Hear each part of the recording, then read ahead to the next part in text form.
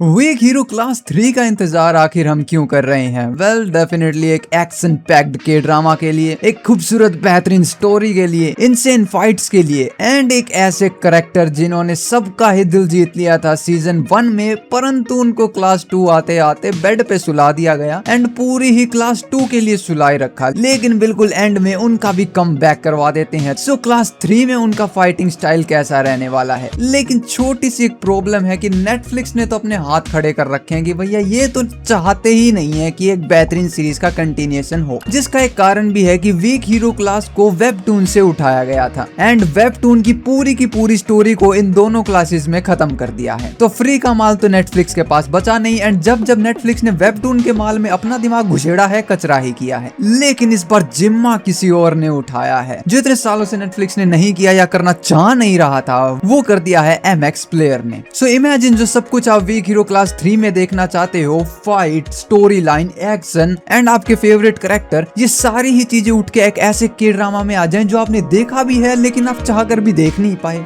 या मैं बात कर रहा हूँ टैक्सी ड्राइवर की। इस के ड्रामा का नाम आपने जरूर कभी ना कभी सुना होगा एंड इवन इसको देखा भी होगा एंड फिर आपने देखना चाहा भी होगा, लेकिन आप फिर चाह कर भी देख नहीं पाए होगे। ठीक है, मैं समझ गया, मेरे को समझाना नहीं आया। लेकिन टैक्सी ड्राइवर एक ऐसा के ड्रामा है जिसकी आपने रील्स भर के देखी होंगी, क्योंकि इसके अंदर क्या कुछ नहीं है। इसके सिनेमैटिक्स, इसकी स्टोरी लाइन, इसका कैरेक्टर अटैचमेंट, इसके फाइटिंग स्टाइल, इसके चेजिंग सीन एंड ओवरऑल पूरा इनसेन के ड्रामा। फिर आप घुसे होंगे कमेंट सेक्शन में जहां से आपने नाम जाना होगा टैक्सी ड्राइवर, देन आप भागे दौड़े नेटफ्लिक्स पे गए होंगे। आपने नेटफ्लिक्स में टैक्सी ड्राइवर को देखा, उस पे क्लिक किया, आपने पॉपकॉर्न सजाए, ये हिंदी में अवेलेबल कभी था ही नहीं। 2021 में रिलीज हुआ था, लेकिन कल MX प्लेयर ने इसको ऑफिशियली हिंदी डब कर दिया। इसके टोटल 3 सीजन है, लेकिन अभी सीजन 1 को ही डब किया गया है, जिसके अंदर आपको 16 एपिसोड्स देखने को मिलेंगे। लेकिन सवाल तो ये देखने को मिल तो जाएंगे, लेकिन हमें देखना क्यों चाहिए? क्योंकि अगर आप टैक्सी ड्राइवर को मिस कर रहे हो ना, तो आप एक बहुत इंसेन के ड्रामा मिस कर रहे हो। इसकी स्टोरी लाइन की बात करें तो इसमें जो हमारी मेन लीड है, एक शख्सियत जो है, उनका पास्ट काफी खतरनाक रहा है। खतरनाक इन द सेंस कि जिसको देख के आपका दिमाग एक बार के लिए हिल जाएगा, आप थोड़े से सूने होके बैठ जाओ कि लाइक ऐसा इनके साथ क्यों हुआ, होना भी चाहिए था क्या, यही हमारा जस्टिस सिस्टम है, और बहुत सारे सवाल दिमाग में आएंगे। सो हमारे मेन प्रोटैगनिस्ट काइंड ऑफ एक रिवेंज चाहते हैं, लेकिन कुछ ऐसा हो जाता है कि वो एक टैक्सी कंपनी ज्वाइन कर लेते हैं। कहाँ रिवेंज, कहाँ मार पिटाई, कहाँ एक टैक्सी कंपनी।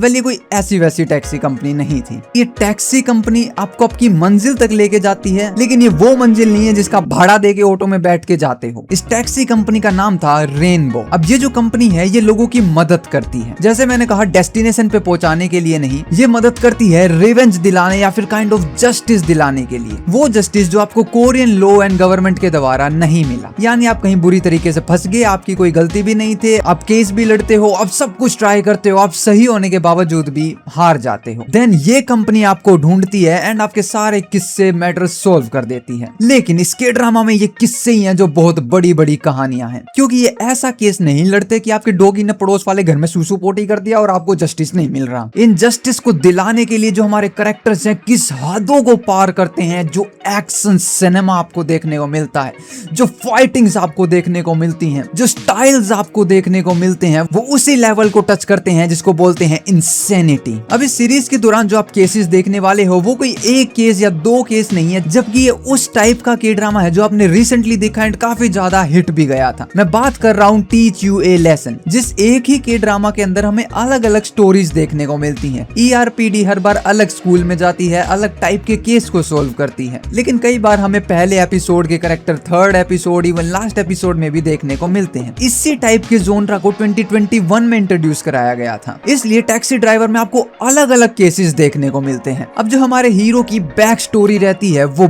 बहुत ज्यादा इमोशनल टचअप आपको दे देगी। क्या उनकी बैक स्टोरी थी, क्यों वो टैक्सी को ज्वाइन करते हैं, एंड इवन जो टैक्सी कंपनी के ओनर हैं, लीडर हैं, उनकी भी अपने आप में कोई इंसेन लेवल की बैक स्टोरी है। लेकिन वहीं दूसरी तरफ एक प्रोसिक्यूटर है जो इस पूरी टैक्सी कंपनी के पीछे पड़ी हुई है। ये कंपनी क्या है, ये ऐसा कर भी क्यों रही है, क्यों इतने मार पिटाइयों में फंसी रहती है, अच्छी है बुरी है, पूरा काला चिट्ठा इनका निकालने के लिए हर वक्त इनके पीछे है। अब क्योंकि इसके 3 सीजन है, एक सीजन में 16 एपिसोड है, एक एक कैरेक्टर को इतनी बेहतरीन तरीके से आपसे इमोशनली अटैच किया गया है। स्टोरी तो स्टोरी, लेकिन इस स्टोरी का जो सिनेमेटोग्राफी है वो इतना इंसेन है। जो एक्शन आप देखना चाहते हो, जो आपने वीक हीरो में देखा है, जो आपने ब्लड हाउंड में देखा है, उस टाइप की फाइटिंग, जी हाँ, बेयर हैंडेड फाइटिंग, आसपास के इन्वायरमेंटल हथियारों के साथ में फाइटिंग, 1 वर्सेस 20, 1 वर्सेस 30, वहीं पे एक्स्ट्रा तड़का मारने के साथ में आपको वीक हीरो ब्लड हाउंड के साथ में जॉन विक की भी फीलिंग आने वाली है,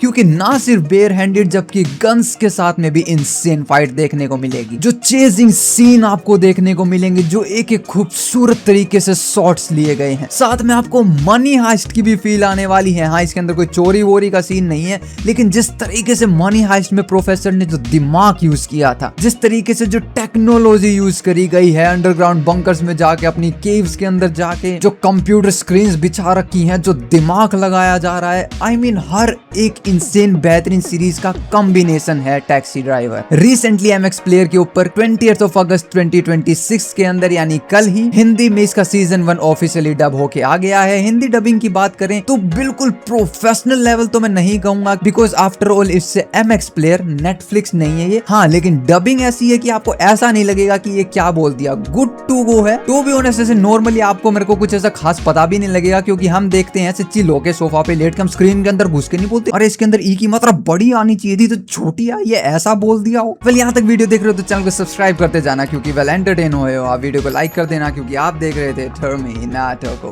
पीस आउट।